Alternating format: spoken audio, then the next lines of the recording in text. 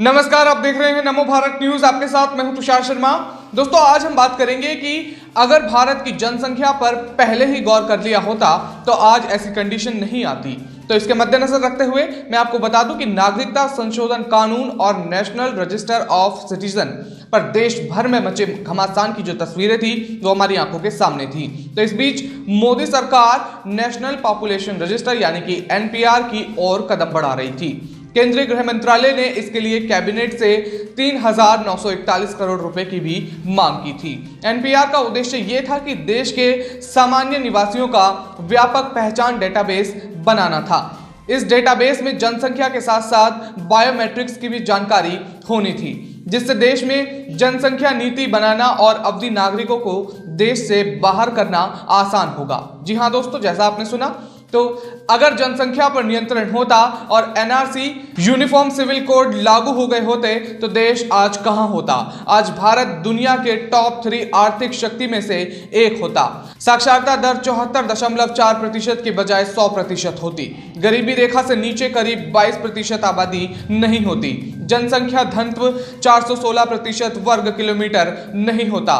विकास दर 10% के ऊपर होता। मगर कांग्रेस ने ना तब इस पर कभी ध्यान दिया और आज तो इसमें अड़ंगे भी अड़ा रही है। अब सरकार क्या करने जा रही है ये मैं आपको बताता हूं कि उससे पहले आप ये बताइए कि क्या आप एनआरसी, सीएए, एनपीआर और यूनिफॉर्म सिविल कोड का समर्थन करते हैं या नहीं। आप हमें अपने विचार नीचे दिए गए कमेंट बॉक्स में लिखकर जरूर बता दें। अब मैं आपको बता दूं कि हालांकि सीएए और एनआरसी की तरह गैर बीजेपी शासित राज्य इसका भी विरोध कर रहे थे और इसमें सबसे आगे नजर आ रही थी पश्चिम बंगाल की मुख्यमंत्री ममता बनर्जी। सीएए और एनआरसी को लेकर मोदी सरकार के खिलाफ मोर्चा खोलने वाली ममता बनर्जी ने तो बंगाल में एनपीआर पर जारी काम भी रोक दिया था।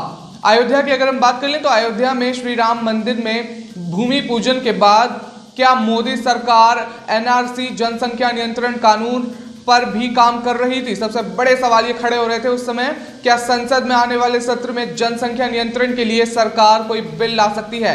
क्या तैयारी यूनिफॉर्म सिविल कोड की भी की गई है। ये तमाम सवालात उस समय खड़े हो रहे थे। तो मैं आपको बता दूं ये सवाल इसलिए खड़े हो रहे थे क्योंकि बीजेपी के राज्यसभा सांसद अनिल अग्रवाल ने प्रधानमंत्री मोदी को चिट्ठी लिखकर जनसंख्या नियंत्रण के लिए संसद में बिल लाने की मांग की थी। बिल्कुल सही सुना आपने दोस्तों। तो इसके मद्देनजर रखते हुए तमाम सवालात खड़े हो रहे थे। उन्होंने प्रधानमंत्री मोदी से मांग की थी कि 15 अगस्त को स्वतंत्रता दिवस के मौके पर वो देशवासियों को जनसंख्या नियंत्रण के बारे में अवगत कराएं। साथ ही राष्ट्रीय हित में आगामी संसद सत्र में जनसंख्या नियंत्रण विधेयक पास करें। सूचना प्रौद्योगिकी मामलों की स्थायी समिति, युवा कार्यक्रम एवं खेल मंत्रालय सलाहकार समिति और स्वास्थ्य एवं परिवार कल्याण मंत्रालय की हिंदी सलाहकार समिति के सदस्य डॉक्टर अग्रवाल ने प्रधानमंत्री मोदी से कहा था कि आपने 15 अगस्त 2019 के अवसर पर देश में जनसंख्या नियंत्रण की जो जरूरत बताई थी, अब उसे संकल्प को पूरा करने का समय आ चुका है। उन्होंने ये कहा था कि मैं आपसे अनुरोध करता हूं कि आप आगामी संसद सत्र में इस संबंध में उचित विधेयक लाने पर विचार करें। देश में बढ़ती जनसंख्या के मद्देनजर इसे नियंत्रित करने के कानून की मांग समय समय पर उठती रही थी। जी हां दोस्तों, आपने बिल्कुल सही सुना।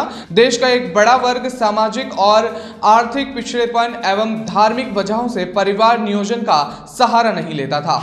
इस कारण अपना परिवार 1-2 बच्चों तक सीमित रखने वाला दूसरा वर्ग उन लोगों को देश के संसाधनों पर बोझ की तरह मानता था जो अनगिनत बच्चे पैदा करते थे। उधर राजनीतिक जगत से भी जनसंख्या नियंत्रण कानून लाने की मांग उठ रही थी।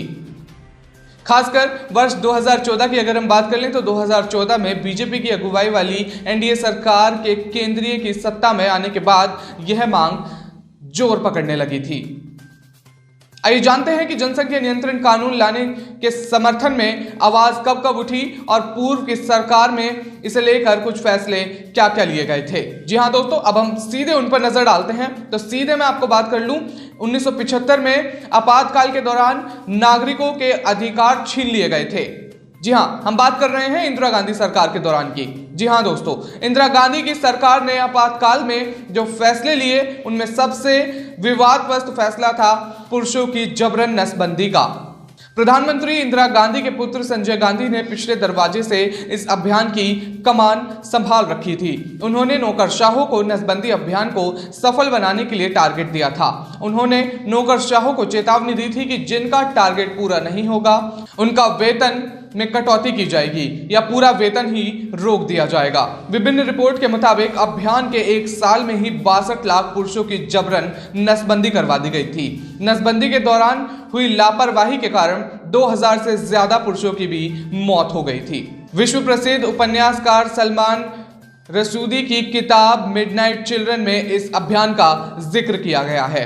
जी हां दोस्तों, अब मैं आपको बता दूं कि जनसंख्या नियंत्रण के लिए अटल बिहारी सरकार की ओर से गठित 2000 में गठित वेंकटचलैया आयोग ने कानून बनाने की सिफारिश की थी। इस आयोग के अध्यक्ष सुप्रीम कोर्ट के मुख्य न्यायाधीश जस्टिस M.N. वेंकटचलैया थे, जबकि जस्टिस R.S. सरकारिया, जस्टिस जीवन रेड्डी और जस्टिस के पुनैया इसके सदस्य थे। अन्य सदस्यों में पूर्व अटॉर्नी जनरल के प्रसारण तथा सोली सोराबजी, लोकसभा के महासचिव सुभाष कश्यप, पूर्व लोकसभा अध्यक्ष P.A. संगमा और तत्कालीन सांसद सुमित्रा कुलकर्णी, वरिष्ठ पत्रकार C.R. ईरानी और अमेरिका में भारत के राजदूत रहे वरिष्ठ राजनीतिज्ञ आबिद हुसैन भी शामिल थे। आपको बता दूं कि वेंकटचलैया आयोग ने 31 मार्च 2002 को अपनी रिपोर्ट केंद्रीय सरकार को सौंप दी थी।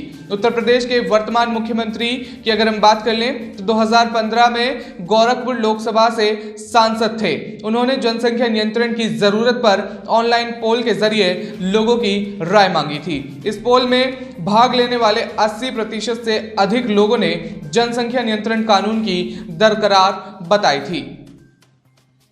जब इस जनसंख्या कानून को लेकर बहस छिड़ी गई थी तो विपक्ष उसे वोट बैंक की सियासत की तरफ मोड़कर सरकार के खिलाफ प्रहार कर रहा था।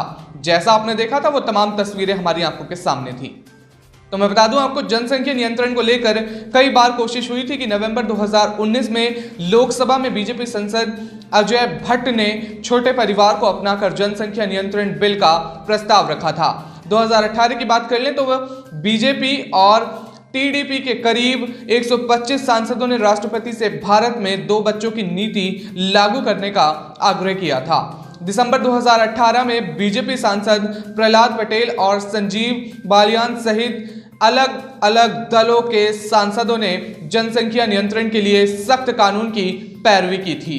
फिर भी सवाल यही अटका हुआ था कि क्या अब की बार जो सत्र चलने वाला है उसमें जनसंख्या पर सरकार और विपक्ष के बीच आर या पार होने वाली थी। जी हाँ दोस्तों, जैसा आपने देखा कि किस तरह से सरकार में जो पिछली सरकारें थी उन्होंने तमाम फैसले लिए थे। इंदिरा गांधी सरकार ने तो जो पुरुष थे उनकी नसबंदी करा दी थी, तो उसकी वजह से वो तमाम पुरुष जो 2000 से भी ज़्यादा पुरुष थे उनकी मृत्यु हो गई थी। तो ऐसे ही आपने देखा कि किस तरह से जो अलग अलग सरकारें आई थी उन्होंने जो जनसंख्या है उन पर काबू पाने के लिए वो तमाम चीज़ें करी। जी हाँ दोस्तों, तो इसके मद्देनजर रखते हुए मैंने आपसे बात करी। तो आपसे मेरी गुजारिश है कि आप इस वीडियो को ज़्यादा से ज़्यादा लाइक और शेयर कर दें ताकि ये सूचना ज़्यादा से ज़्यादा लोगों तक पहुंचे, और साथ ही हमारे साथ बने रहिए नमो भारत न्यूज़ में। धन्यवाद। वीडियो को लाइक, सब्सक्राइब और शेयर करना ना भूलें। अपने विचारों को कमेंट बॉक्स में लिखकर हम तक जरूर पहुंचाइए।